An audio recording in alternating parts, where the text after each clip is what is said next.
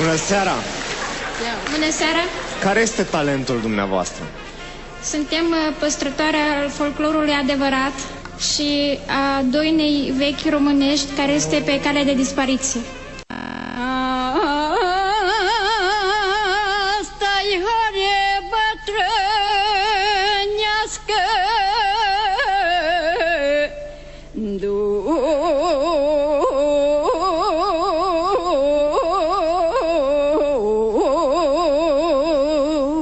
nu-i copilă să horească și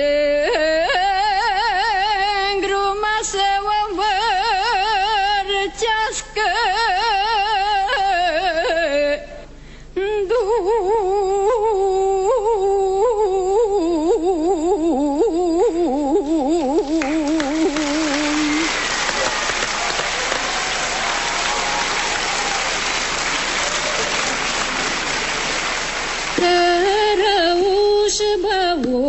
Tajin, e mânească iașălin, da mânească mai tare, ai lai lai lai lai lai la, să ajună și cu sare, ai la da da la da da da la, tărăușu băutațin, e mânească iașălin, ai da mânească mai tare, ai lai la da da da la da la da la, să ajungem în sacu sare, ai la da la la la la la la.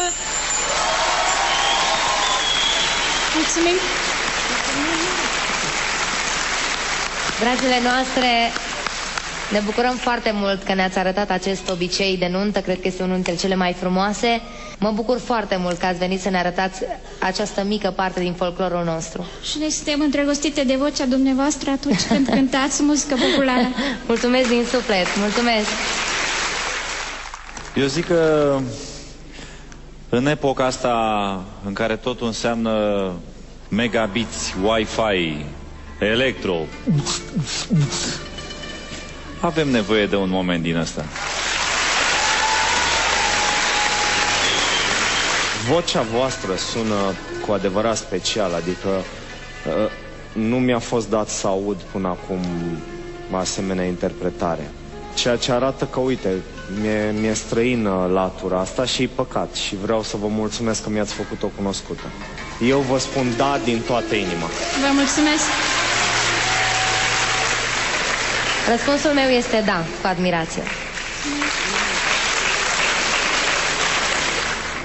Andy. Susțin total demersul celor două doamne. Da. Felicitări, mergeți în etapa următoare. Mulțumesc, Doamne ajută! Doamne ajută! Ați fost extraordinare. Foarte bine, dar eu supărată că sunt bătrână și aș vrea să fiu mai tânără să pot și înainta.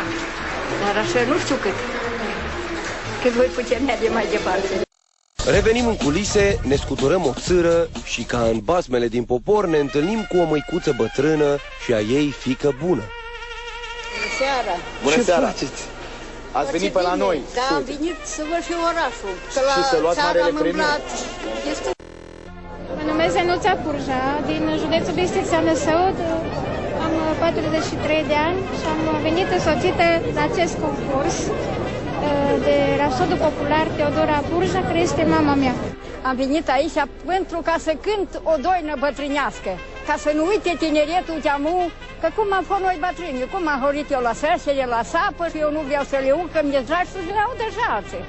Noi vă mulțumim că ați venit, vă așteptăm pe scenă și vă ținem pumn. Haideți!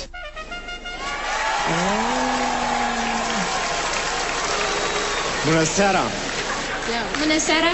Care este talentul dumneavoastră? Suntem păstrătoare al folclorului adevărat și a doinei vechi românești care este pe cale de dispariție. No, asta e foarte bine. Avem nevoie de așa ceva. E foarte bine că se păstrează, sper că nu e foarte bine că e doina pe cale de dispariție. Da, că se păstrează. E foarte, foarte bine ceea ce faceți. Și am să vă rog, înainte să trecem mai departe, să ne spuneți puțin ce este cu costumele? Deci eu mă îmbrac în costum dacic, așa cum este și mama mea îmbrăcat acum. Ce vechime are costumul? Peste 100 de ani. Wow! Îți dai seama? Bun, și în această seară... În această seară am venit cu un fragment din Obicei de nuntă și cu horile vechi cu noduri. Horea cu noduri este un stil de interpretare foarte vechi, vine pe vremea iobăgiei, când biciul asupritorului cădeau iobagilor pe spate, iobagii nu igneau, ci cântau și durerea în cântec se transforma în noduri. Am văzut că acest stil se pierde și de când am început să cânt, am urmărit întotdeauna să aduc în atenție acest folclor vechi, străvechi, care a intrat anul acesta în patrimoniul UNESCO. Este o valoare a românilor și este păcat să se piardă.